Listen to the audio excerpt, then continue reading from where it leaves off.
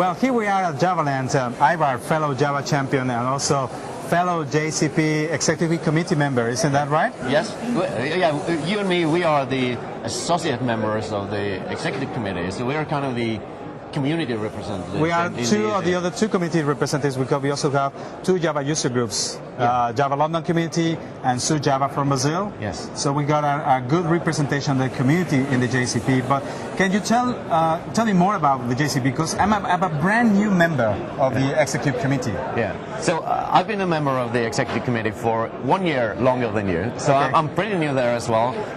But the Executive Committee is kind of the steering committee for all the JSRs flowing through the Java community process. So we kind of check that the Java specification requests are following the process and are doing what they're supposed to do in the timeline they are supposed to do. So we kind of, when they have a review, for example, we have a vote to see are they going to continue on the right track or do we need to steer? Okay, so we kind of give them advice or when to do things and possibly sometimes if the specification, the API is going in the right direction. Yes, but we don't involve or go into technical detail on how they are going to do their technology, because that's what the expert groups are for. Right.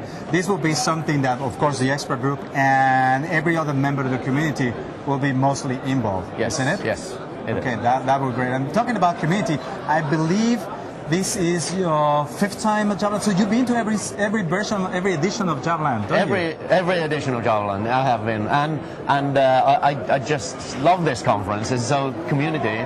I've been out jogging this morning. I've been out jogging every Javaland except the first one because I missed that it wasn't jogging because I don't know why. But okay. But there is Javaland jogging in the morning. It's such a great way to start the day. Awesome. And so I also do know that you are the PMC for EE4J. Is that yes, correct? Yes, that's correct. So can you tell us more about EE4J? So what's going on? What's the current state? Yeah. So EE4J is short for Eclipse Enterprise for Java. And I am in the PMC, which is the Project Management Committee of EE4J.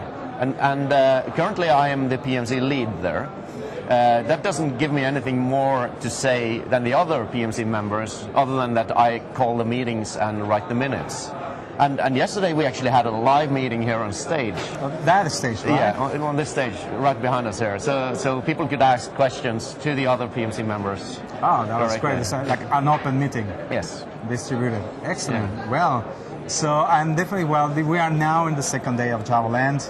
And still early in the morning, so still plenty of sessions to do. Is there any other session?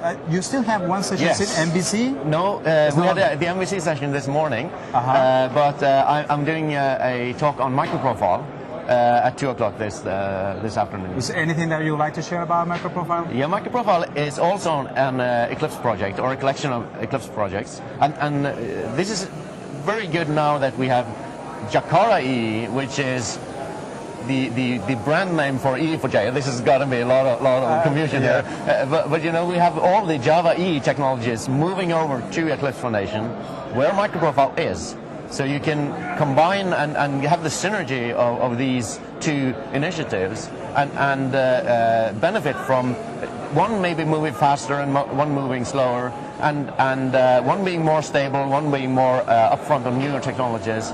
And since they're based on the same technologies underneath, you can mix and match, like use the configuration APIs from Microprofile with the Jaca EE application, or the circuit breaker, or you can, if you want to have like bean validation in your Microprofile, you can use that in. So right. So they're compatible on a technical level. Oh, that sounds pretty cool. So again, developers and the community have much more options in order to combine things and create solutions and application and product for the customers. Yes, and also the process now after moving to Eclipse will be more open, because we won't have the notion of expert groups where you have the spec lead that kind of owns the technology.